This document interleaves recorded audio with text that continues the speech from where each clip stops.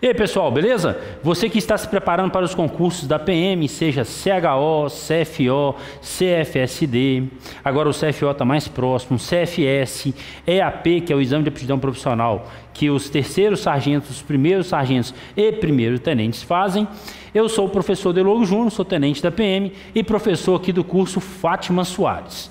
Hoje, a nossa aula é correção da prova do CHO. Isso mesmo, eu vou trazer para vocês algumas questões de direito penal militar, processo penal militar, legislação extravagante, com alguns comentários. Comentários da prova, comentários das questões e também comentário de como fazer uma prova que está vindo agora, nos moldes que estão vindo agora as provas da PM. Antigamente você estava acostumado com a prova com um nível maior de decoreba. E a prova da PM de um ano ou dois para cá tem mudado. Se você não está prestando atenção ou você não teve a oportunidade de estudar as provas recentemente aplicadas pela PM, elas estão exigindo um nível de raciocínio maior. São provas mais contextualizadas, mais interpretativas. E eu vou trazer para vocês algumas dicas para que vocês não caiam nas pegadinhas. Mas é aquilo que eu sempre falei também.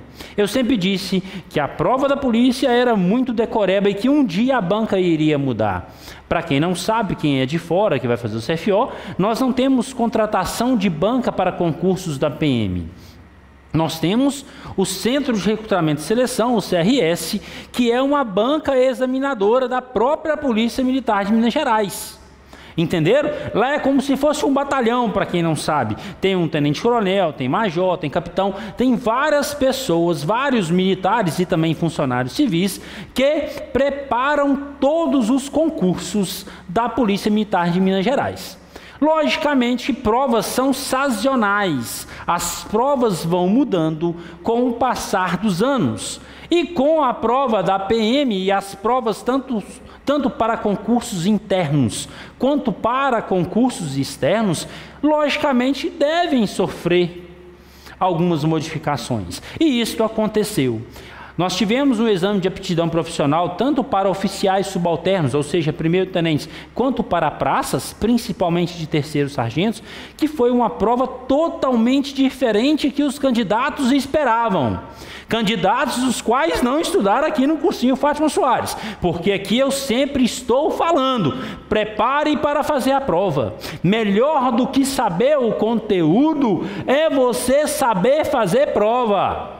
Eu vou falar sobre isso, que fazer prova é tão importante, saber fazer prova é tão importante quanto saber a matéria. Se você não sabe 100% do conteúdo, sabe 80%, mas você sabe fazer uma prova, a chance de você ser aprovado é maior que aquele candidato que tem 100% do conteúdo em mente, mas que não tem técnica e tática para fazer a prova. Não sabe se conduzir durante uma prova, isso é muito importante. E eu vou trazer para vocês. Então, sem mais delongas, só falando que hoje eu estou de amarelo, porque eu gosto mais dessa camisa. Essa camisa tem duas letras importantes na minha vida, que é o E e o J. É uma camisa bacana, amarela, cor de esperança, uma camisa que me dá boas lembranças. E eu trago para vocês aqui uma lembrança boa, porque eu passei em todos os concursos da PM que eu fiz, e todos esses concursos me trazem lembranças boas, assim como essa camisa. Vamos lá agora. 11ª questão do CHO 2020. Vamos ver o que se pega na questão, o que se pedia na questão, qual foi a pegadinha da questão. É uma questão que trata de Constituição da República de 1988. É direito constitucional, professor, você dá aula de direito constitucional? Não, eu dou aula de direito penal militar, Código de Processo Penal, legislação extravagante. Só que, meus amigos, eu dou pitaco aqui também na Constituição Federal. Dou. Essa questão eu sei, vou trazer o pitaco para você e te mostrar a pegadinha dela. Vamos lá. Ela diz assim: quanto à possibilidade de acumulação de cargos, preconiza a Constituição da República Federativa do Brasil. Assinale a alternativa correta em que se enquadra o militar do quadro de oficiais complementares. O que é quadro de oficiais complementares? É o QOC, é o militar que fez o CHO. Esta questão vale para você que está no CFO, preste atenção. Então, meus amigos, eu tenho que falar, eu tenho que analisar as alternativas e marcar a alternativa correta quanto à acumulação de cargos prevista na Constituição Federal. Vamos lá, meus amigos. Ela vem dizendo assim, a alternativa A: o militar em atividade que aceitar cargo ou emprego público permanente será transferido para a reserva a qualquer tempo. Essa questão está errada. Por quê? O militar da ativa, ele não pode aceitar cargo público e ele não vai para a reserva, ele vai para a reserva não remunerada. Mas há casos que ele pode acumular. Então essa questão alternativa A está totalmente errada. O gabarito trouxe como correta a alternativa B, que diz assim: somente poderá acumular um cargo de professor. Será que é verdade? É verdade, sim, está correto. O policial militar, ele pode sim acumular um cargo de professor. Mas a Constituição Federal fala mais coisas. Essa questão está exata? A B está exata, mas nesta alternativa, a 11ª questão, cabe recurso, porque tem mais de uma resposta correta. Vem aqui para você ver. Poderá haver acumulação com cargo de profissional da saúde, caso tenha habilitação. E a D, poderá acumular com cargo técnico científico. Meus amigos, nós temos que estudar esta questão. Analisando o artigo 37 da Constituição da República, e também nós temos que pegar isso aqui, ó, a Emenda Constitucional 101 de 2019, porque uma está casando com a outra sobre este assunto. E se você não souber a emenda constitucional, você erra a questão. Primeiro vamos ler o artigo 37. O artigo 37 diz assim: é vedada, ou seja, é proibido, a acumulação remunerada de cargos públicos, exceto, então nós temos uma exceção, quando houver compatibilidade de horários. Ou seja, se eu sou professor, sou militar, mas tenho compatibilidade para dar aula, eu posso dar aula. Observado em qualquer caso o disposto no inciso 11, que não interessa para mim aqui, eu nem trouxe. Mas vamos lá, está escrito aqui, ó, a de 2 cargos de professores. Professor, você disse que está certo quando diz somente um cargo de professor? Sim. Por que 2 cargos de professores? Porque a regra que está prevista aqui é o seguinte: se eu tenho um cargo de professor, já sou professor, eu posso acumular mais um, quer dizer que eu posso ter 2 cargos de professores. Entenderam? Logicamente, se eu sou policial militar, eu posso ter mais um cargo de professor. Então a alternativa B está correta. Aí você vem na B, de um cargo de professor com outro técnico científico, de 2 cargos ou empregos privativos de profissionais de saúde com profissões regulamentadas. Só que aí a gente pega a emenda constitucional. Por exemplo, a linha A do artigo 37 prevê a acumulação de 2 cargos de professor. Assim, temos um cargo de professor mais um cargo de professor, está correto? Mas o militar não é professor. Então teremos que interpretar o que o Constituinte quis dizer assim. Neste caso, ou nesse caso, né, no passado, então podemos deduzir que será possível acumular um cargo de militar com outro de professor. Foi aqui que trouxe a alternativa B como correta na questão 11 do CHO. Mas na mesma linha, na área da saúde, será um cargo de militar com outro da saúde com profissão regulamentada. Então, gente, por fim, o problema maior ficou na redação do 3711. Mas podemos deduzir que a acumulação será de um cargo militar com outro técnico científico. Em qualquer caso, teremos que observar a compatibilidade de horários. Voltando na questão, Eu acho que então, poderá haver acumulação com cargo profissional de saúde caso tenha habilitação. A alternativa C também está correta. Neste caso, meus amigos, o concurso não pode trazer duas alternativas corretas. Então, por quê? O enunciado da questão pede a alternativa correta. Mas se nós temos a alternativa B e a C como correta, nós podemos entrar então com o recurso pedindo a anulação da questão. Uma vez anulada a questão, o ponto dela será concedido a todos que fizeram o concurso. Ótimo assim? Podemos passar? Outra questão muito interessante, bem elaborada, é esta daqui. Dentre as condutas abaixo, marque aquela que não constitui crime militar. Militada da reserva distribui panfletos no interior do quartel, incitando os militares da ativa a cometerem transgressões disciplinares. Crime militar, lógico. 2 militares da ativa planejaram em comum acordo em fazer uma viagem de navio cujo prazo seria de 15 dias, no mesmo período em que estavam escalados, sem que haja qualquer dispensa de serviço. É concentrar os militares para cometer deserção, crime militar.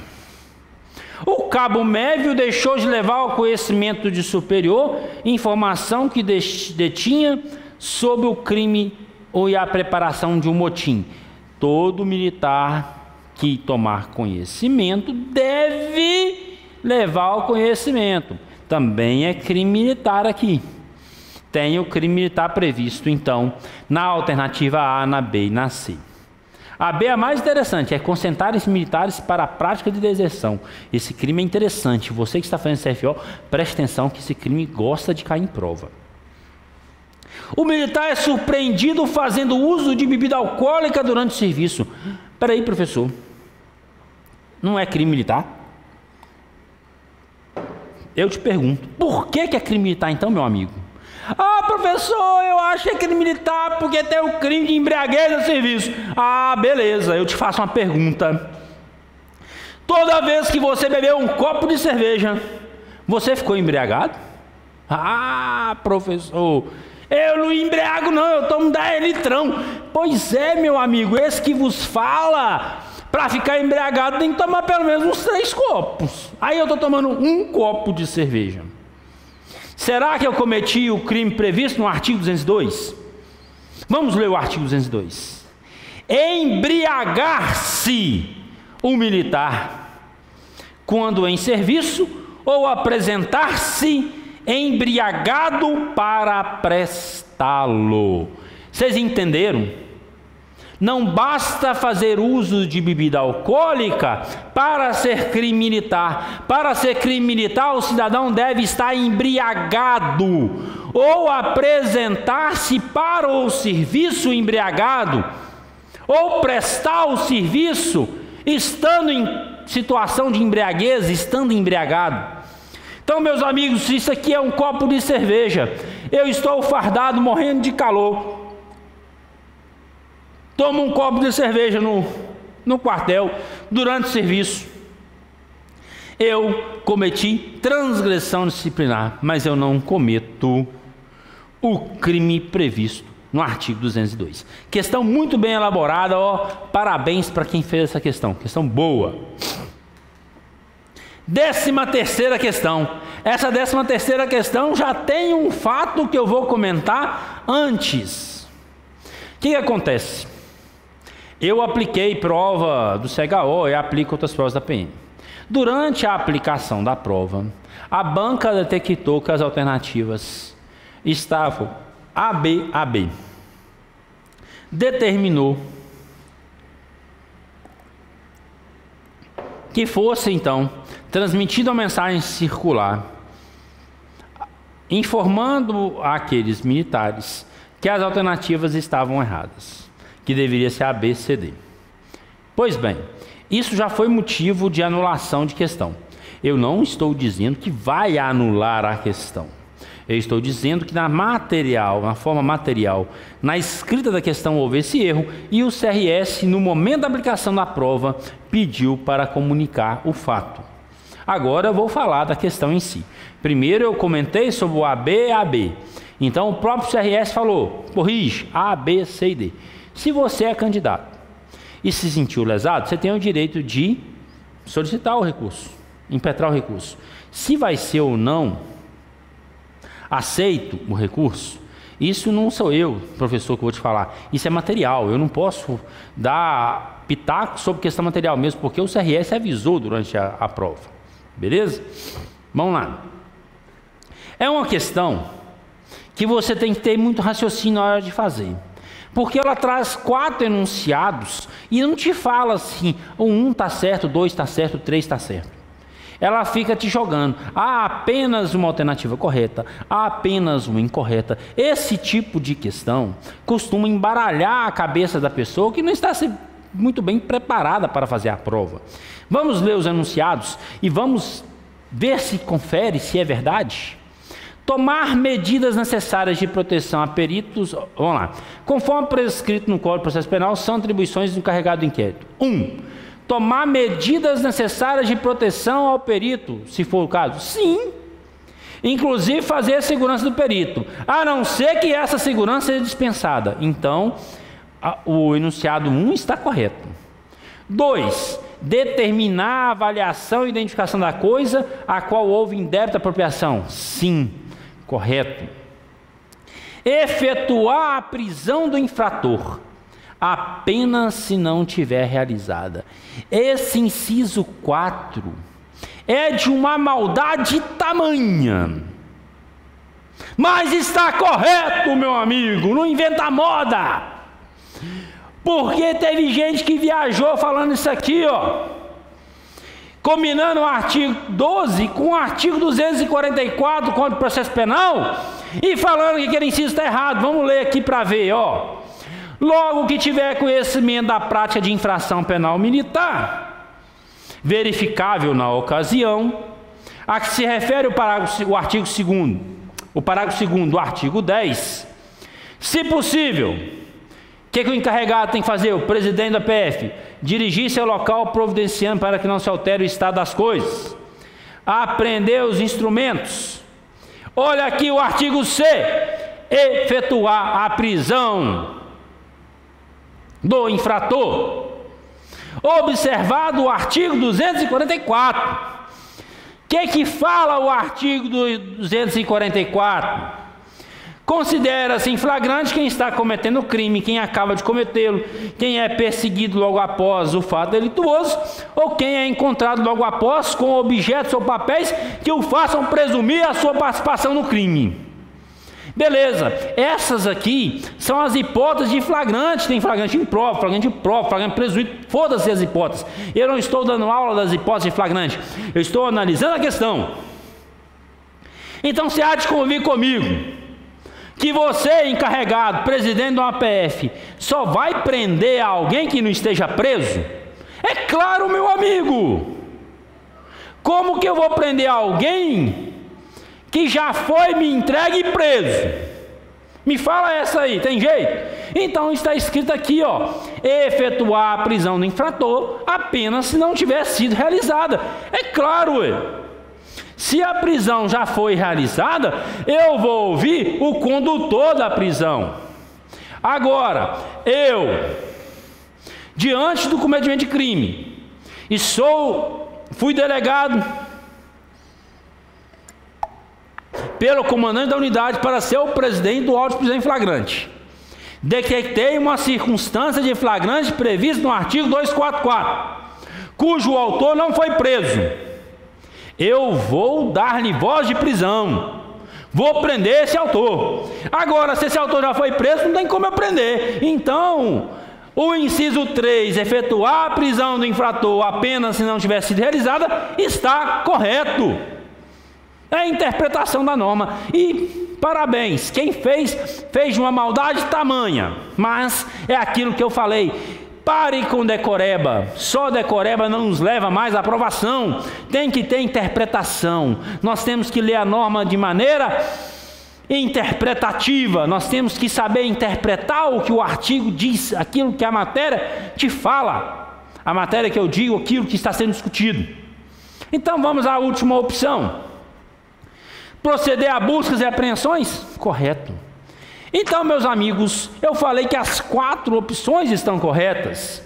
Então, após analisar as assertativas acima, marque a opção correta. Apenas uma alternativa está correta? Não, as 4 estão corretas. Todas as alternativas são corretas? Sim. Apenas 2 são corretas? De jeito nenhum. Apenas 3 são corretas? Aqui, muita gente marcou essa alternativa, que na verdade é a letra D, alegando que o inciso 3, o enunciado 3, estaria errado. Quem marcou isso vai tentar alegar que isso aqui está errado. Pode ser discutido no recurso? Pode. Eu, como professor, não estou proibindo você de entrar com recurso, não, meu amigo. Se você acha que tem que fazer o recurso, faça. Faça bem fundamentado, que o CRS pode sim aceitar o seu recurso. Faça o seu recurso, é direito seu. É aquele velho ditado, não, eu já tenho. Mas eu, como professor, eu tenho que te mostrar o que a questão trouxe. Mesmo porque você que está me assistindo, pode estar assistindo essa aula, para quê? Para aprender as pegadinhas para a prova do CFO que você vai fazer. Para a prova do CFS, para a prova do EAP. Então eu estou mostrando para você como se comportar diante de uma questão de um nível um pouco mais difícil. Então a alternativa correta é a letra B, assim como trouxe o gabarito. 14ª questão. É uma questão que traz um crime militar por conexão. Por que esta questão? Ela trouxe um misto da Lei 9.455, que é de tortura, mais o artigo 9º do Código Penal Militar. Olha só o que diz a alternativa A. 14ª, primeiro. Em relação à Lei 9.455, primeiro tem que ler o enunciado, né, ô tapado? Esse professor está tapado demais, ô professor tapado, senhor. Ele vai querer responder sem ler a porra do enunciado. Ô, me ajuda aí. Vamos lá. Em relação à Lei 9.455, que define os crimes de tortura, e considerando os preceitos do Código Penal Militar, olha a pegadinha, pegadinha do malandro, marque a alternativa correta. Vamos analisar as alternativas então. Lógico que você já percebeu que eu trouxe de vermelho, a alternativa está correta. Então, neste caso aqui, a alternativa A é a resposta à questão? Sim, mas eu vou explicar. O militar da reserva, em lugar sujeito à administração militar. Um militar da reserva em lugar sujeito à administração militar. Concorda comigo que é o artigo 9º, inciso 3? É. Que praticar o crime de tortura contra um candidato a ingresso na corporação militar. Você concorda comigo que o inciso 3 do artigo 9º traz as hipóteses de crimes militares praticados por civis, por militares da reserva ou reformado? Sim, mas agora você vai ter que ver um negócio comigo. Está isso aqui, não será julgado pela Justiça Militar Estadual. Sabe por que não será julgado? Porque neste caso aqui, embora esteja te induzindo a entrar no artigo 9º, inciso 3, militar da reserva não comete crime militar contra civil no interior do quartel. Façamos então a leitura do inciso 3. Os crimes praticados por militar da reserva ou reformado, ou por civil contra as instituições militares, considerando-os como tais, não só os do inciso 1, como os do inciso 2, no seguinte caso: contra o patrimônio sob a administração militar ou contra a ordem administrativa militar. Teve esse caso? Não. O militar da reserva foi lá e folgou com sentinela? Não. E quebrou alguma coisa do quartel? Não. Em lugar sujeito à administração militar contra militar, em lugar sujeito à administração militar, contra militar em situação de atividade ou assemelhado, ou contra funcionário do Ministério Militar da Justiça Militar no exercício de sua função, ou contra militar em formatura ou durante o período de prontidão, vigilância, observação, exploração, exercício, acampamento, acantonamento ou manobras, ou ainda que fora do lugar sujeito de administração, quando militar em função de natureza militar. Não se enquadra na questão, porque a questão diz no interior do quartel.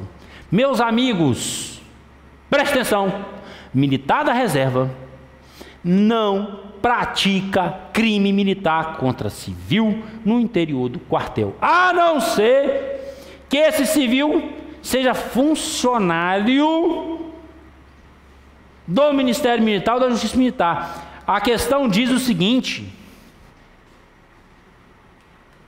a questão diz que ele pratica um crime de tortura contra um candidato a ingresso na corporação militar. Então, meus amigos, é um civil que foi lá fazer uma matrícula, foi lá fazer uma inscrição. Não se trata de militar e muito menos de funcionário da administração militar ou da justiça militar que seja, do Ministério Militar também. Então, a alternativa está totalmente correta, porque esse crime aqui não será julgado na justiça comum. Tentou te induzir que seria um crime militar por extensão, mas quando nós analisamos o artigo 9º do CPM, que é uma condição para que o crime se torne militar, nós descobrimos que não se aplica o Código Militar ao caso. Então vai ser julgado pela justiça comum. Entendido? Alternativa B. O militar estadual da ativa, estando de folga em local ermo, que praticar crime de tortura, considerando as atualizações do Código Penal Militar, será julgado pela Justiça Militar? Claro que não. Para ser julgado pela Justiça Militar, a conduta do militar deve se enquadrar em uma das hipóteses do artigo 9º. Apenas agente público pode ser sujeito ativo no crime de tortura? Lógico que não, meus amigos. Nós temos o pai que pode ser preso por tortura contra o filho, contra a esposa. Eu posso ser preso por tortura por qualquer outra ação minha no mundo civil contra pessoa qualquer. A tortura não é crime próprio. Tortura aceita qualquer sujeito, tanto no polo ativo quanto no polo passivo. Apenas o agente pode ser sujeito ativo. Então, o agente público? Não. O agente público, autor de crime de tortura, tem a pena aumentada em 1/3. Aí você tem que ser esperto com essas pegadinhas de prova. Para configurar o crime de tortura, basta que o agente constranja alguém com violência ou grave ameaça com a finalidade de obter informações? Não. Constranger alguém causando-lhe sofrimento físico ou mental, com o fim de obter. É assim que começa o artigo lá da Lei 9.455. Não tem aqui. Cadê o que eu acabei de dizer? Só está aqui: constranger alguém com violência ou grave ameaça. Não tem causando sofrimento físico ou mental, nem as demais nuances previstas no artigo. Então, meus amigos, a alternativa correta é a alternativa A da questão 14. Questão boa, que trouxe para nós o artigo 9º do Código Penal Militar e trouxe a Lei 9.455. Então vamos viajar para mais uma questão, a 15ª questão. Essa questão ficou muito fácil de responder. Essa questão, sim, é decoreba. Ainda há questões de decoreba, professor? Claro que há! Tem que haver questão de decoreba numa prova. O que não pode acontecer é uma prova ser 100% decoreba. Lógico que num universo de 40 questões, tem que ter algumas questões de decoreba também. Mas a prova por completo, não pode ser decoreba, tem que ser interpretativa, tem que ser contextualizada, porque assim beneficia você que está me assistindo, beneficia você que estuda, você que veio aqui para o cursinho Fátima Soares para arrebentar na prova. Não é para brincar de fazer prova, não. Aqui ninguém brinca de dar aula e não deixo você brincar de fazer prova. Vamos lá. Nos termos da Lei 13.869, Lei de Abuso de Autoridade, que o professor Tenente Brito traz nas aulas e muito bem, dá aula muito bem, meu chegado. dispõe sobre os crimes de autoridade, marque a alternativa correta. Constitui crime de abuso de autoridade fotografar o conduzido com a finalidade de alimentar bancos de dados da Polícia Militar? Não. A lei de abuso de autoridade admite que seja aplicado no que couber dispositivos da lei 9.099. Meu amigo, é só você lembrar do artigo 39. Vejamos aqui no rodapé do slide. Aqui não, estou ficando doido, estou apontando para a câmera, é lá, ó. Olha aqui. Aplica-se ao processo e ao julgamento dos delitos previstos nessa lei, no que couber, as disposições do Decreto-Lei 3.689, Código de Processo Penal, e da Lei 9.099, de 26 de setembro de 95. Compreendidos, meus amigos? Preciso continuar a questão? Não, é decoreba. Aqui bastava conhecimento mesmo de decoreba.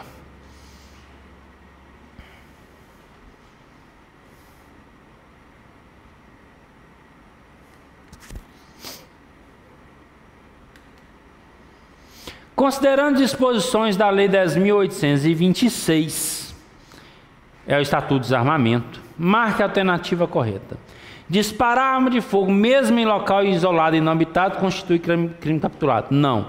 O disparo de arma de fogo, que a questão alternativa A tentou trazer para vocês, deve ser em local habitado ou em direção a este local. Se você está em local não habitado e em local ermo, ou seja, em local isolado, que não tem ninguém, não constitui o crime de disparo de arma de fogo. Aí se eu disparar em via pública, aí não, meu amigo, aí é crime previsto na Lei 10.826. Conforme prescrições do Decreto 9.847, o militar estadual, para adquirir arma de fogo, deverá, entre outros, comprovar capacidade técnica para o manuseio de arma de fogo. O militar não precisa de comprovar capacidade técnica. A C, de forma geral, o porte de arma no Brasil é proibido? Sim, meus amigos. A alternativa é super correta. Por quê? É uma questão de interpretação. Se a lei traz, para comprar a arma de fogo deverá ter X ano, ser de tal profissão, ser sitiante. Se você tem condições a serem impostas, a serem respeitadas, as condições foram impostas, e você tem que respeitar, você tem que se enquadrar em condições para poder comprar uma arma de fogo, quer dizer o seguinte: de forma geral, o porte de arma de fogo é proibido, a não ser que você esteja enquadrado dentro de alguma hipótese que pode te dar o porte de arma.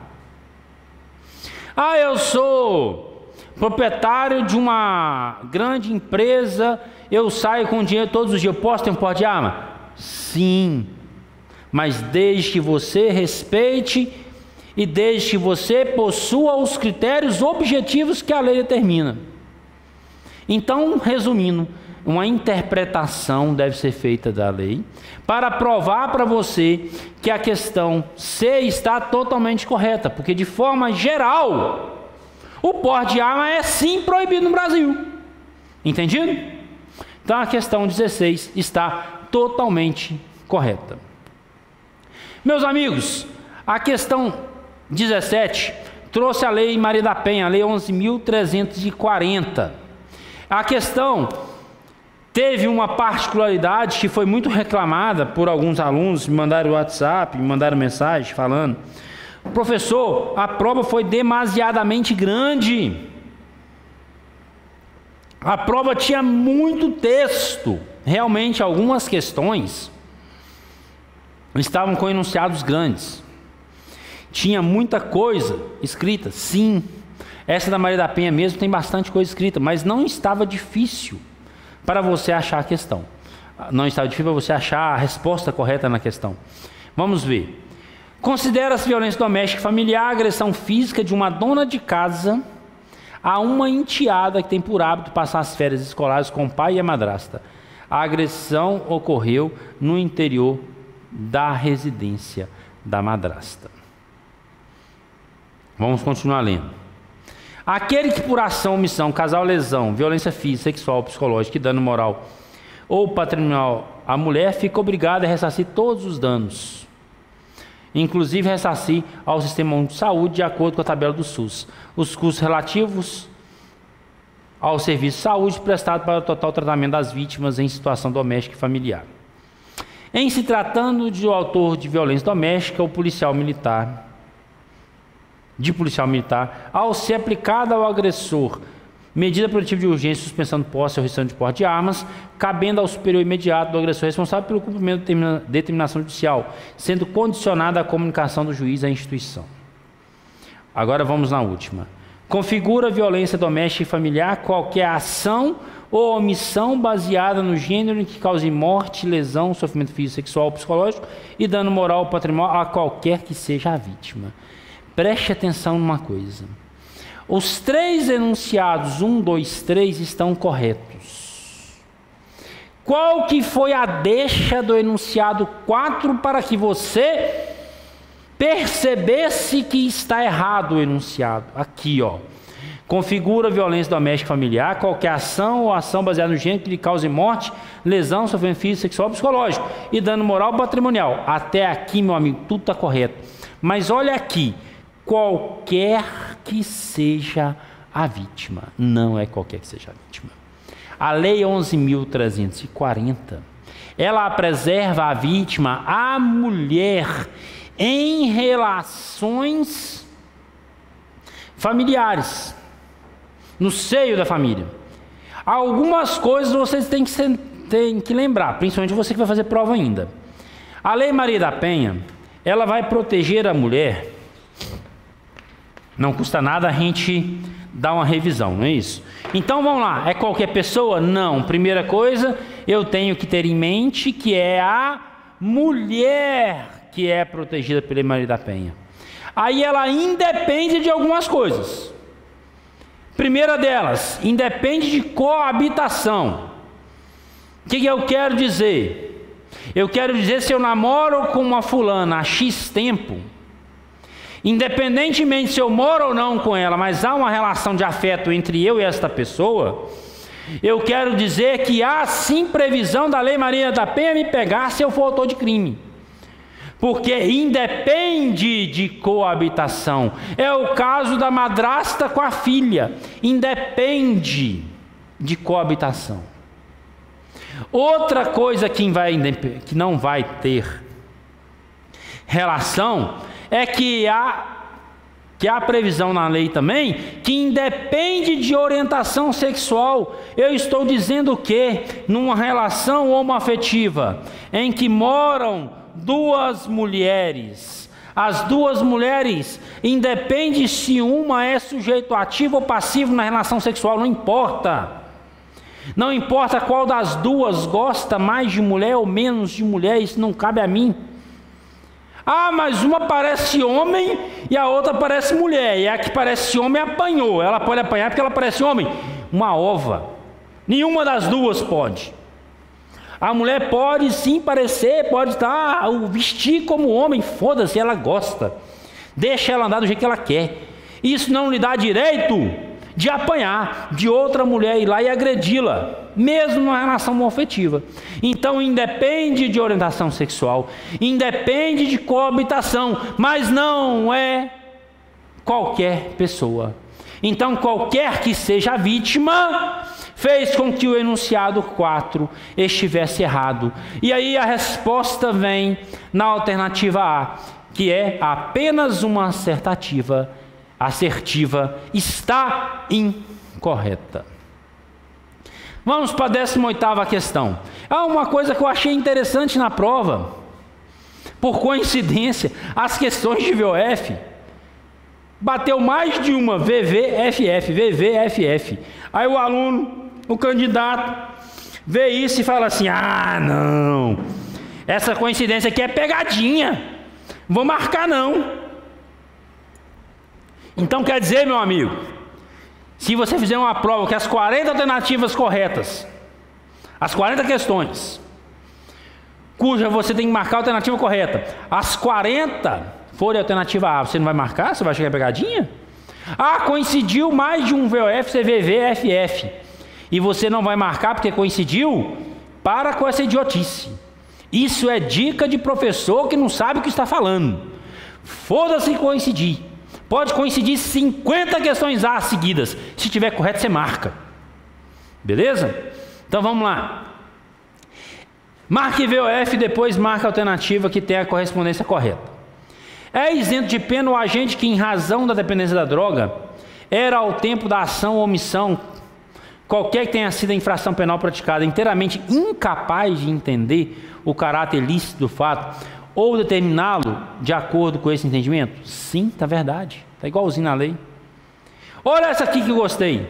O major QOS do quadro oficial de saúde, de plantão lá no HPM, devido ao coronavírus, prescreveu culposamente drogas sem que delas necessite o paciente, segundo o tenente CPU do 66. Ele comete crime militar, meu amigo? Comete. Sabe por que comete crime militar? Porque ele comete um crime militar. Olha a pegadinha, pegadinha, pegadinha. Olha a pegadinha do crime militar por extensão. O que eu fiz? Eu fiz merda aqui e tal.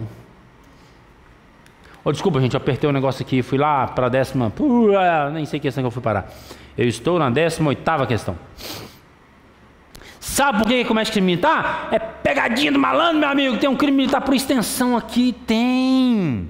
Vamos ver por quê? Porque o major QOS é militar da ativa. O tenente é militar da ativa. Então, de acordo com o artigo 9º, inciso 2A, já é crime militar. Militar da ativa contra militar da ativa. Já é. Mas também o major da ativa trabalha dentro do HPM, sob a administração militar. É um quartel, o HPM é um quartel, também seria crime militar. E por que é crime militar por extensão? Porque o Código Penal Militar agora prevê que qualquer crime, preste atenção, nós não temos contravenção penal militar, não, porque lá fala os crimes definidos em lei. Contravenção não, mas qualquer crime cometido por militar, e se você analisar o artigo 9º e se enquadrar no artigo 9º, é um crime militar por extensão. Então, meus amigos, ele comete sim crime militar por extensão, quando ele prescreve a droga ao tenente, mesmo que culposamente. Então é uma conduta que você vai tipificar com a lei 11.343, combinada com o artigo 9º do Código Penal Militar. Aquele que conduzia embarcação ou aeronave após consumo de drogas, independentemente de ter tido a capacidade alterada, comete crime. Não, tem que ter a capacidade alterada. Olha só, gente, essa daqui, se você errar, meu amigo, se você for meu aluno, errar uma questão dessa no CFO, no CFS, no CFSD, ou em qualquer questão do mundo, eu mato você, meu amigo, eu te xingo todo. Olha só, para determinar se a droga é para consumo próprio, a quantidade apreendida é irrelevante. Irrelevante com a obra, é claro que é relevante. Então, vou prender um caminhão de droga e o cara vai falar assim: não, isso aqui é para meu uso. Ah, tá, você vai usar 1 tonelada de maconha, então. Claro que é relevante. Pegadinha na palavra. Então a alternativa correta é a alternativa D. Vamos para a 19ª. Considerando disposições constitucionais e legais vigentes, marque a alternativa correta. Essa questão também é letra de lei, você tem que saber. A alternativa correta é a letra C, que diz assim: a competência para a proposta de criação da Justiça Militar nos Estados é exclusiva do Tribunal de Justiça Militar, do Tribunal de Justiça, quer dizer. E aonde que fala que é competência do Tribunal de Justiça? Aqui, meu amigo, ó, dentro da Constituição Federal, no seu artigo 125, parágrafo 3º. O parágrafo 4º traz a competência da Justiça Militar Estadual. E o parágrafo 3º fala quando é que pode ter uma Justiça Militar Estadual. Então, ó, 125, parágrafo 3º diz assim: a lei estadual poderá criar mediante proposta do Tribunal de Justiça. Tá vendo? Quem que vai exercer de forma exclusiva a competência de proposta, de propor? O Tribunal de Justiça, está escrito na lei, artigo 125, parágrafo 3º da Constituição Federal. Então, lá, a lei estadual poderá criar, mediante proposta do Tribunal de Justiça, a Justiça Militar Estadual constituída em primeiro grau pelo juiz de direito e pelos conselhos de justiça, e em segundo grau pelo próprio Tribunal de Justiça ou por Tribunal de Justiça Militar nos estados em que o efetivo militar seja superior a 20 mil integrantes. E é uma questão, então, que você tinha que demonstrar conhecimento de Constituição Federal para que você pudesse responder. Mais uma questão, está acabando, não vou comentar a prova toda, mesmo porque eu não sei comentar a língua portuguesa, eu não sei interpretação de texto, me ajuda aí, né, professor? Vamos lá. Considerando as disposições do Código Penal Militar, analise alternativas abaixo e marca correta. Essa questão teve uma pegadinha assim, ó, pegadinha do caramba. Eu ensinei ela para o meu auxiliar, para o sargento Jonas, um dia antes da prova. Olha isso aqui, ó. Todo crime doloso contra a vida de civil praticado por militar será de competência do Tribunal do Júri? Não. Não. A lei fala que os crimes dolosos contra a vida de civil serão de competência da Justiça, serão de competência do Tribunal do Júri. Os crimes dolosos contra a vida de civil. Mas nós temos exceções, meus amigos. Não são todos os crimes contra a vida de civil que vai ser de competência do Tribunal do Júri. Sabe por quê? Os crimes praticados por militares das Forças Armadas, eles serão julgados pela Justiça Militar, pelo Tribunal de Justiça da União, pela Justiça Militar da União, e lá não tem Tribunal do Júri. Beleza? Então, pegadinha de prova que realmente veio para quem não se preocupa em ler novidade. Isso não é tão velho, não. Isso é novo. Isso é recente. Professor que fica marcando passo, que não ensina coisa nova, faz aluno errar questão. Eu, aqui no Fátima Soares, eu leio todo dia, eu estudo todo dia para dar uma aula boa para você, meu amigo. Se você está me assistindo no YouTube, se baixou minha aula, sei lá onde for, vem aqui para o cursinho comigo, vem para o Fátima Soares, porque aqui o professor é bom. Se for ruim, vai embora. Se for meia boca, nem aqui entra. No crime de lesão corporal, o juiz não tem competência para considerar a infração como disciplinar. Quem disse isso? Você está ficando doido? É claro que o juiz pode considerar a infração disciplinar. Se não for o juiz, quem é que vai considerar? Nos crimes contra a honra de direito penal, só admite exceção da verdade. No crime de calúnia? Não. Difamação também. O primeiro, essa questão trouxe, meu amigo, uma discussão do caramba nessa questão. Porque está escrito aqui, ó.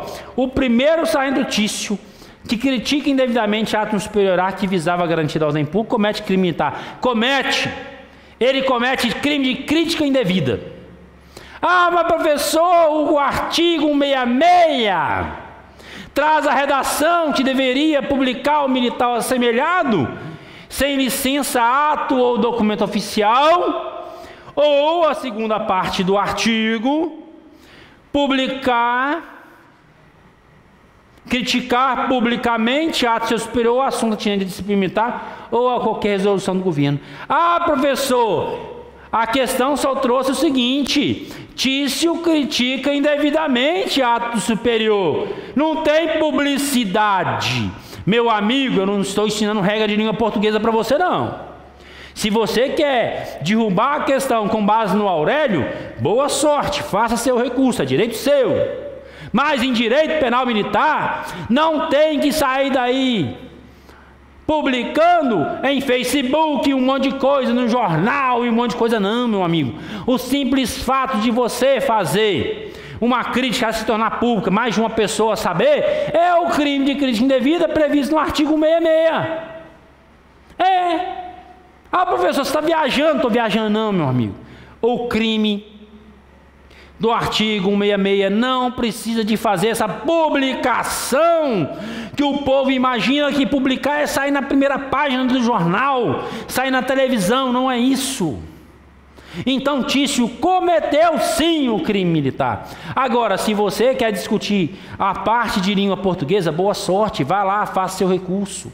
Eu, como professor, não posso falar que a questão está errada como professor de direito penal. Mas talvez você ache brecha na língua portuguesa e consegue derrubar a questão. Direito seu, mas eu entendo que a questão está correta. Aí um amigo meu falou assim, e se fosse militar da reserva? A questão não trouxe se o Tício era PM da ativa ou da reserva. Tanto faz. Crítica indevida, o militar da reserva também comete, porque é um crime contra a ordem administrativa. Então foda-se se ele é da ativa ou da reserva, ele cometeu o crime de crítica indevida. Vamos lá, questão 24. De acordo com a instrução de corregedoria número 01, essa questão aqui, meu amigo do CFO pode ir embora. Tchau para você. Volta só no finalzinho que eu vou te dar a dica de prova. Vai embora. Isso aqui não cai no CFO, cai no CFS, cai no EAP. Fique esperto para você do EAP. O militar ao comparecer em unidade militar ou na justiça para ser inquirido como testemunha ou vítima, investigado ou acusado, deverá estar com o uniforme da atividade, mesmo estando de folga. Lógico. Ah, professor, mas lá não fala. Lá não tem o termo mesmo estando de folga. Meu amigo, é interpretação. Se a instrução de corregedoria fala, a instrução de corregedoria fala assim: o militar que comparecer em unidade militar ou na justiça deverá estar com o uniforme, a ato de serviço, ele deverá estar com o uniforme de atividade. É claro, se ele deve estar fardado, é lógico que independe se você está de folga ou não. Você está de férias, você está trabalhando, em qualquer ação ele deve apresentar dessa forma. Então é uma questão de interpretação, meu amigo. Você não vai achar isso aqui o mesmo estando de folga. Não tem isso na norma. Isso aqui é uma elipse, é uma figura de linguagem que você vai ter que utilizar numa questão de direito, numa questão da instrução de corregedoria. Nem tudo o que está dizendo numa questão tem que estar escrito na lei. Isso cabe a você, como candidato, interpretar, trazer para você o que a doutrina, o que a lei trouxe como informação. Se eu estiver errado, pergunto para a Fátima se é elipse mesmo. Eu acho que é uma elipse. Depois vocês perguntam para ela lá, que não é minha praia não. Ela veio aqui acompanhar minha aula. É elipse quando não está escrito e você tem que entender o que não está escrito na... Aí a Fátima já falou, tá certinho, viu? Sou muito... Está subentendido a informação, ou seja, está escrito na sua mente, você tem que aprender, prestou? Está ligado? Então vamos lá, olha o que diz o artigo 46 da instrução de corregedoria. Confere comigo se eu não estou certo. Na apresentação às unidades militares, o militar notificado, requisitado como testemunha ou vítima, investigado ou acusado, preso ou não, deverá comparecer com o uniforme da atividade. Meu amigo, tem que estar escrito que ele deve estar de folga ou não? Claro que não precisa estar escrito. E agora olha o inciso 2. Na apresentação à justiça, requisitado como réu, testemunha ou vítima, deverá o militar apresentar-se com o uniforme da atividade. Então, isso confirmou que o enunciado da alternativa A da questão 24 está perfeitamente correto, de acordo com a instrução de corregedoria 01. Da instrução de corregedoria 01/2014. Vamos então para a questão 26, outra questão de decoreba. Nós tivemos poucas questões de decoreba nessa prova. Vocês viram aqui que eu mostrei somente duas, essa aqui é a terceira. De acordo com a resolução 4320/2014, que regulamenta o direito de acesso à informação no âmbito da Polícia Militar de Minas Gerais, cabe ao comandante, diretor ou chefe da unidade competente para tratamento da informação solicitada, conceder o acesso a ela. Em caso de indisponibilidade da informação, começou a pegadinha aqui que você tem que saber. A unidade demandada deverá comunicar formalmente, por meio físico ou eletrônico, a data, o local e o modo como o solicitante poderá realizar a consulta. a reprodução ou obtenção de informação e indicar as razões de fato de direito da recusa, total ou parcial, ao acesso requerido. Essas providências deverão se dar em prazo não superior a 20 dias. Aqui nós temos uma decoreba, porque o artigo 14 da resolução diz o seguinte: em caso de indisponibilidade da informação, lá no seu parágrafo 1º, fala assim: a unidade demandada deverá em prazo não superior a 20 dias. Então aqui era uma questão sim de decoreba e não cabe mais comentários, porque 10 dias, 5 dias, 20 dias, 10 dias, ou seja, era você acertar aquilo que você tinha que decorar. A questão 27 é a última questão que eu vou trazer e para mim foi a questão mais difícil da prova. Esta questão eu vou ter que mostrar para vocês mais de um artigo para você entender como que nós chegaríamos a essa resposta. Olha só, de acordo com a resolução conjunta 4338, que dispõe sobre os parâmetros para declaração de ação legítima militares, marque a alternativa correta. Eu já vou direto na correta e vou te explicar como você vai chegar nela, que as de cima aqui, depois você analisa na sua casa e você vê o que está errado. Vamos lá.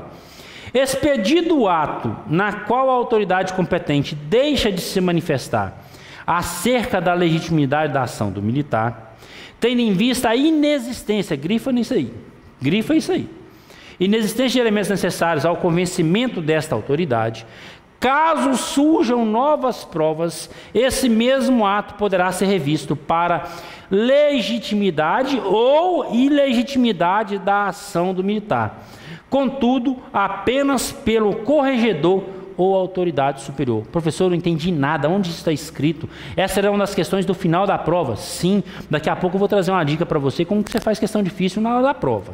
Vamos lá. O artigo 6º da presente resolução diz assim: o ato administrativo que declarar a legitimidade da ação produzirá os seus efeitos a partir da data da sua publicação. Por enquanto não tem nada a ver para mim, para a questão. Quer dizer o seguinte, que eu pedi hoje e foi publicado em X dia, vai valer após a sua publicação. Os efeitos vão valer após a publicação. A prova não me perguntava isso. Agora vem, ó. Quando a declaração se der em decorrência de requerimento militar, o ato terá seus efeitos a partir da data da protocolização do pleito junto à administração. Quer dizer o seguinte, por enquanto só estou explicando o que a resolução traz. A primeira hipótese é o seguinte: a própria administração viu o seu erro, vai passar a valer a partir da publicação. O parágrafo 1º diz o seguinte: se você, militar, viu o erro e foi lá, fez o pedido, fez o protocolo desse pedido, a partir da data que você fez o protocolo, os efeitos vão valer, se a ação for considerada válida.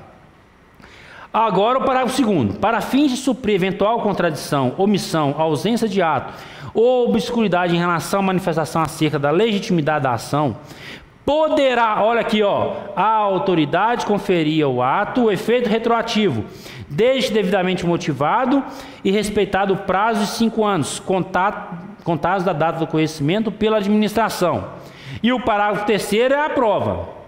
A autoridade que se refere ao parágrafo anterior será o corregedor, está aqui, ó, da respectiva instituição ou autoridade militar superior a ele, quando for o caso, a quem a documentação será remetida devidamente instruída e com ofício motivado sob o mérito da ação do comandante do militar envolvido. Aí eu tenho que conjugar esse parágrafo 3º com o artigo 7º.